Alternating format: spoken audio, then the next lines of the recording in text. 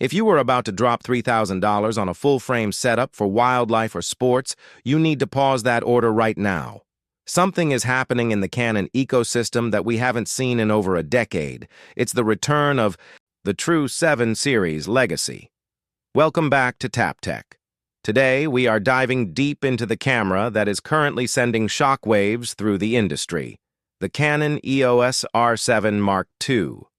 This isn't just a minor refresh. We've sifted through the FCC filings, the internal supply chain leaks, and the latest prototypes to bring you the definitive look at what is being called the Baby R5. If you want to know why this APS-C beast might actually be better for your workflow than a full-frame body, you'll want to listen closely to every detail, because the sensor tech we're discussing is a world first for Canon.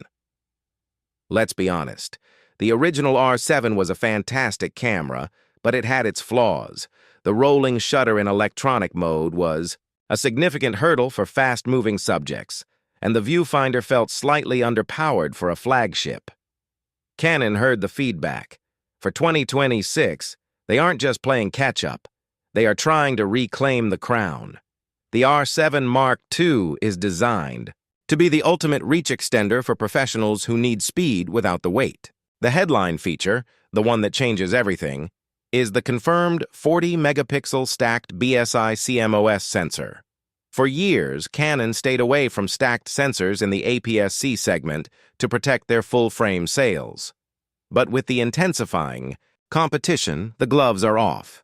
By moving to a stacked architecture, the R7 Mark II effectively eliminates the rolling shutter issue. We're talking about readout speeds fast enough to shoot a hummingbird's wings at 40 frames per second without that distorted jello effect. Because it is 40 megapixels, you are getting more detail on your subject than an R5 Mark II would give you in crop mode. This is the pixel density advantage that wildlife photographers have been begging for, allowing for aggressive cropping while maintaining professional-grade resolution. But a sensor is only as good as the brain behind it. The R7 Mark II inherits the DIGIC Accelerator from the top-tier R1. This isn't just a faster processor, it's a co-processor dedicated to deep learning and AI.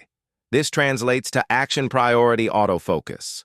The camera won't just track a subject, it will recognize the movement patterns of a game and predict where the action is going, shifting focus before the move even happens. For photographers shooting professional sports or high-end cinematography, this level of stickiness is the difference between a keeper and a missed shot. This system is rumored to include the new neural network noise reduction built directly into the camera's internal processing, meaning your high ISO shots will look cleaner than ever before, rivaling the noise performance of many full-frame sensors on the market today. One of the biggest shifts involves the physical footprint. The R7 Mark II is moving away from the compact design of its predecessor. It is growing up. The new body is almost identical in size to the EOS R6 series. This is a strategic move for better heat dissipation and improved ergonomics. It also means we are finally getting vertical battery grip compatibility. For those long days in the field, the ergonomics are finally catching up to the professional label. Furthermore, Canon has returned to a more traditional professional control layout, replacing the controversial scroll wheel design from the previous version. The inclusion of a dedicated tally lamp and a more robust weather-sealing gasket system further reinforces that this is a professional tool built to withstand harsh environments, from rainforests to dusty sidelines. Now, let's talk video, because this is where the R7 Mark II truly earns its hybrid king status. We are looking at 4K 60p oversampled from 7K with zero crop. But here is the kicker. Internal 8K 30p is now part of the ecosystem. While some might say 8K on APS-C is overkill, it's all about the flexibility in post-production. The 4K output from this sensor is arguably the sharpest we've ever seen from a Canon crop camera.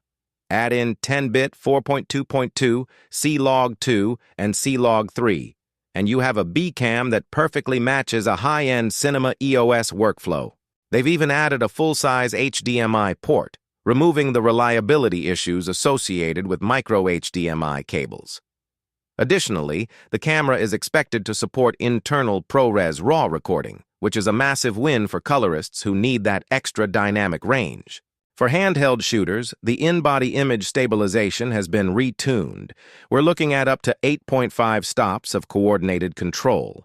In real-world terms, that means you can shoot a half-second exposure handheld and get a tack-sharp image. It's also optimized for video to remove the sensor wobble that sometimes plagued wide-angle shots on the original model. Professional cameras require professional storage, and Canon has listened. The R7 Mark II ditches the dual SD card setup in favor of one CF Express Type B slot and one UHS-2 SD slot. This is a game-changer for buffer clearance. If you're shooting 40 frames per second in RAW, you need that CF Express speed so the camera doesn't lock up during critical moments. For connectivity, the integration of Wi-Fi 6E and Bluetooth 5.3 ensures that if you're working a live event, your files are hitting the server almost instantly. To power all this tech, the camera utilizes the new LPE6P battery. It's a high-output cell designed specifically to handle the power draw of the stacked sensor and the AI autofocus. You'll get more shots per charge, and more importantly, the camera won't throttle its performance when the battery begins to run low. This consistent power delivery is crucial for maintaining the high burst rates and high bitrate video recording that this camera is capable of. Quality like this doesn't come without a price adjustment. While the original R7 launched at a very aggressive price point, the R7 Mark II is expected to sit in the premium bracket. It's a jump, but when you compare it to a full-frame body that offers similar speed, the value is undeniable. It's positioned perfectly to take on the top-tier competition, and on paper, Canon's autofocus gives it a distinct edge. So, who is this camera for?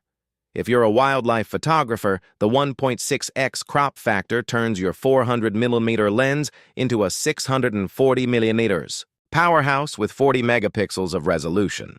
If you're a sports shooter, the 40 frames per second and AI tracking make it a portable powerhouse. And if you're a hybrid creator, the video specs are simply unmatched in this price bracket.